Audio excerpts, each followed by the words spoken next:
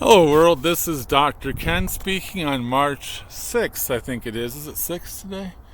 Yep, no, it's the 5th, 2023. And I have behind me, the sun is facing there's the Mackinaw Bridge right there. Excuse me. I am at the old Mackinaw Point Lighthouse, right here at the very tip of the Mitt.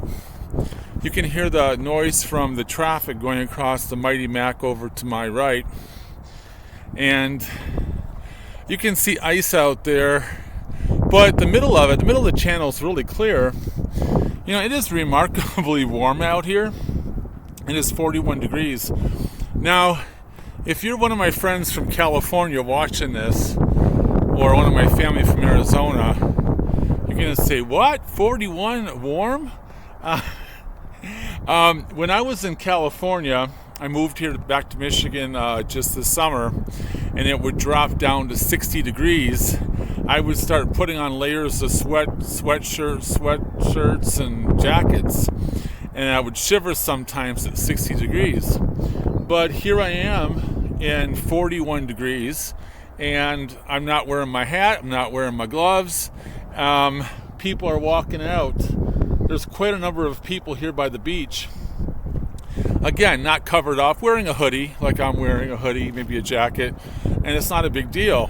And so, I'm not a biologist, but I'm curious to know what happens to the human body that we adjust so quickly to our climate. Again, I would never have been outside of 41 degrees on the California coast, but here I am, enjoying a wonderful day. And because the sun is in my eyes, I don't know if you can see the Mackinaw Bridge. I'll go over here. There it is. And there's the arches over there. A lot of families are out here. A lot of traffic. There's a lot of cars in front of the souvenir shops and the cafes. Now, when it gets down to 18 degrees, 16 degrees and thereabouts, then I start to feel like I have to have hats on and mittens and whatnot. But 41 degrees is fine.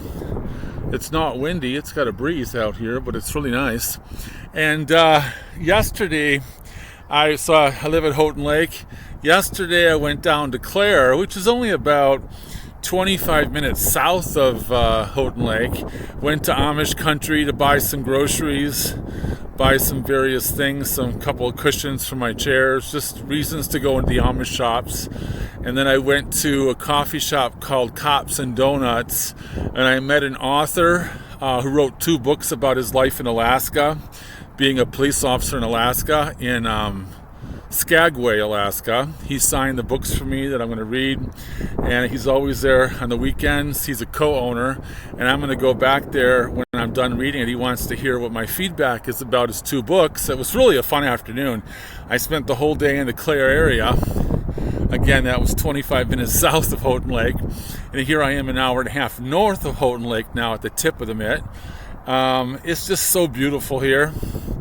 And on the other side of the straits, so I'm in Mackinaw City now. Mackinaw is spelt with an AW at the end. And when I cross that bridge, then it becomes Mackinaw, ends in C, AC. The spelling differences are really a big thing up here. And then I would be over there in the Yooper country. I have property in St. Ignace right across that bridge. And I'm not a Yooper, but I guess if I moved there, I could be a Yooper, right? But I'm an hour and a half south of the Upper Peninsula. What else am I going to say?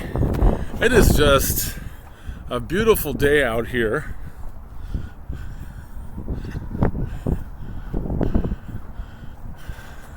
And this is Old Mackinaw Point behind me. This is the lighthouse. It's not operational anymore, but it's the old lighthouse. And hotels and stuff.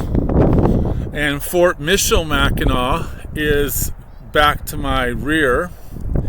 And that is the old fort. Now, the War of 1812 was fought over here.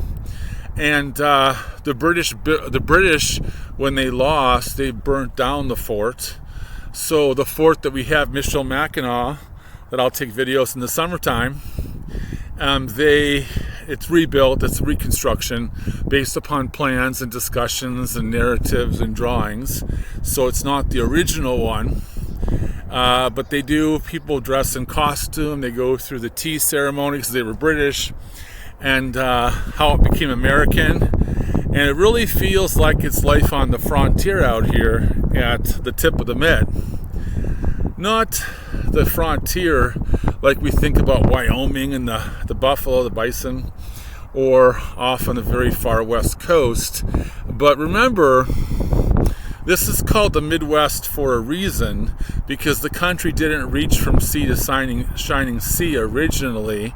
We stretched out and eventually went all the way to the western shore. So Michigan was on the edge.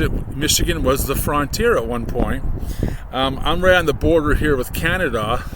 Now, to get to Canada, well, there's Mackinac Island right behind. I need to really buy some video equipment, don't I, instead of using this laptop.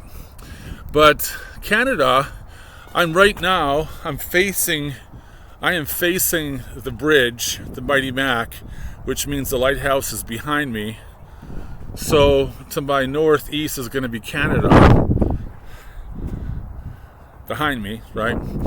And so, but you have to go through an enormous body of water to get to Canada from here.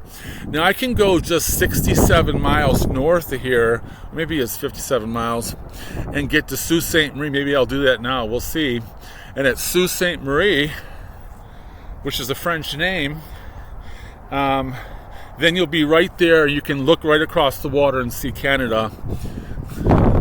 And Sault Ste. Marie is the first city in Michigan. St. Ignace is the second, right across the water. And then again, you can see the snow, but of course the snow stops and you get open water, right? And this is where Lake Huron and Lake Michigan connect, right here at the Straits. And in a previous video, I was here when it was excessively windy, and it really got cold when I walked out onto the ice. So before I end this video, I'm going to walk a bit closer to see if y'all can see where the ice, the sun is right in my eyes, where the ice ends, and you have this open water there underneath the bridge. Okay, I'm going to cross the bridge now and talk to you later. If I can find the button. Ciao. Where is the button?